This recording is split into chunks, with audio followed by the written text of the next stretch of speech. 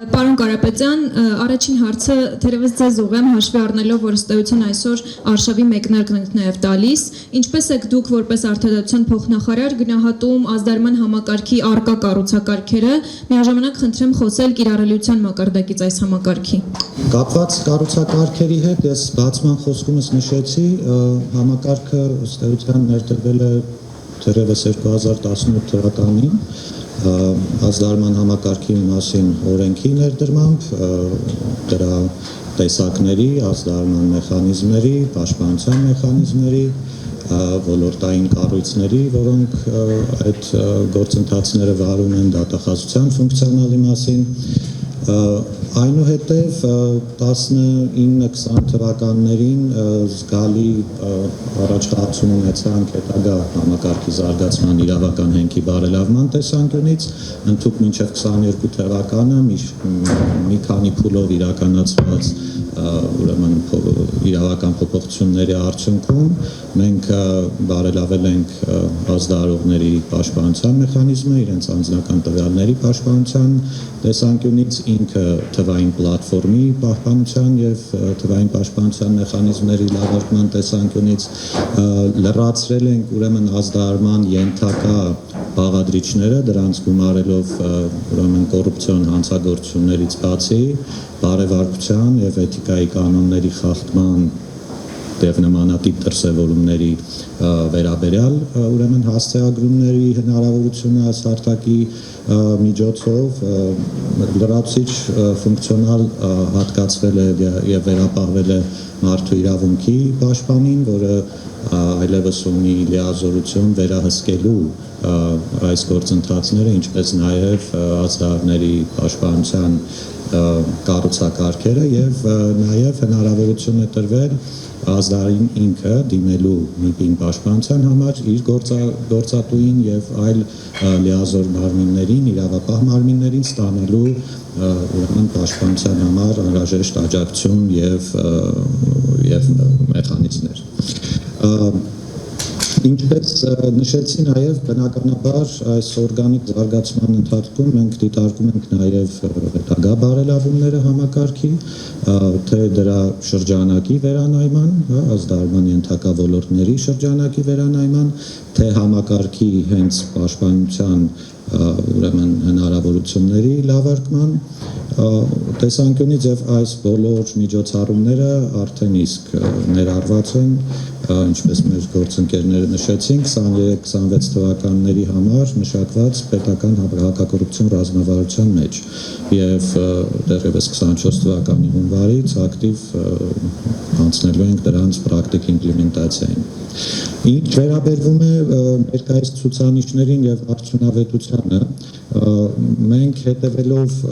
եւ վերլուծելով այդ ցուցանիշները համարում ենք, որ թերևս ունենք որոշակի առաջխաղացում, համակարգը այո աշխատում է, բայց այն հեռու է գոհացուցիչ համարվելու համար մեզ համար, այսպես վերջին 3 տարիների ընթացքում մենք գրանցել ենք 560 ներքին արտաքին ազդարում համակարգի միջոցով, ավելին մեր վերլուծությունները ցույց են տվել, որ այս 560-ից գրեթե 15%-ը առհասարակ չեն վերաբերում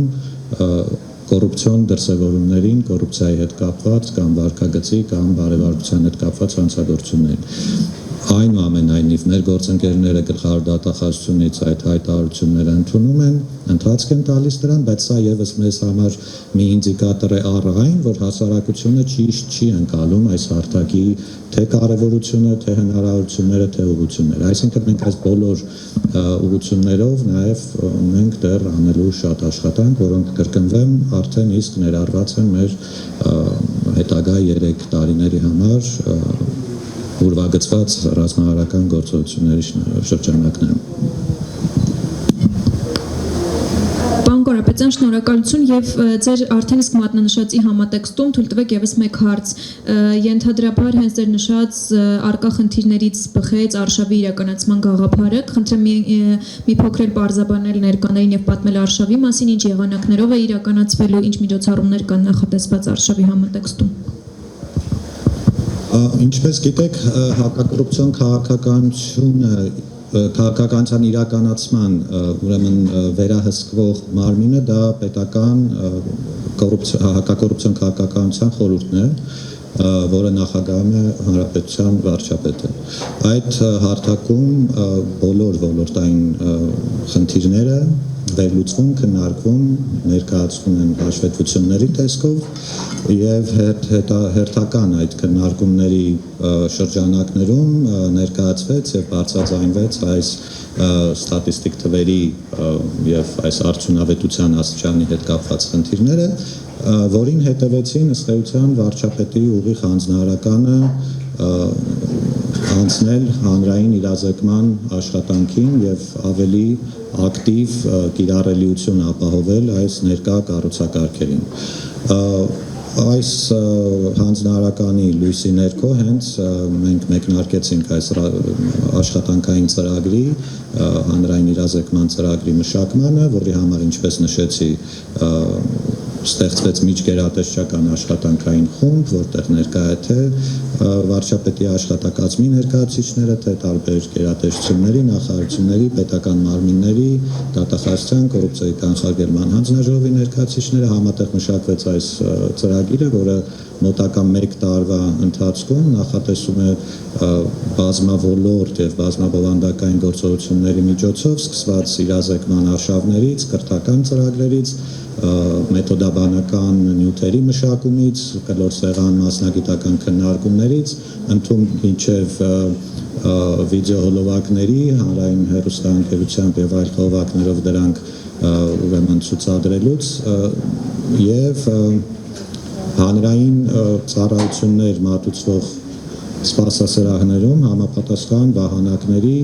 տեսավահանակների տեղադրումներ եւ այլն, ներառելով այդ թվում երիտասարդությանը, դպրոցական եւ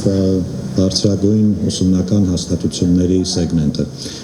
Ծրագիրը բավականին ընդարձակ է, բավականին մանրակրկիտ, ուրախ կլինենք, որ բոլոր մասնակիցները հնարավորություն ունենան եւ ժամանակ հատկացնեն նաեւ ծանոթանալու եւ ինչու՞ չէ նաեւ իրենց ներդրումը ունենալու այս ծրագրի իրականացման գործում։ Այստեղ նշեմ եւս մեկ անգամ մեր գործընկերների, թե միջազգային մեր գործընկերների մասնակցությունը, առանց որոնց ըստ էության այս ծրագրի իրականացումը շատ ավելի բարդ լինելու եւ իհարկե հասարակական հատվածի մեր գործընկերների ներգրավումը, որը ինչպես տեսակ արդեն ստացավ նաեւ իր իրավական ձևակերպումը, ակտիվ ակնկալում ենք իրենց մասնակցությունը այդ գրանտային ծրագրերի շրջանակներում։ Մի խոսքով բավականին բազմաշերտ, բազմաբովանդակային, հետաքրքիր եւ միևնույն ժամանակ շատ հավակնոտ եւ դժվարություններով լի ժամանակահատված է մեզ սպասում, բայց մենք վստահ ենք, որ դրա իրականացումը շատ արագ ցույց է տալու նաեւ իր ակնկալվող վերջնարդյունքները։ Շնորհակալություն, պարոն Կարապետյան։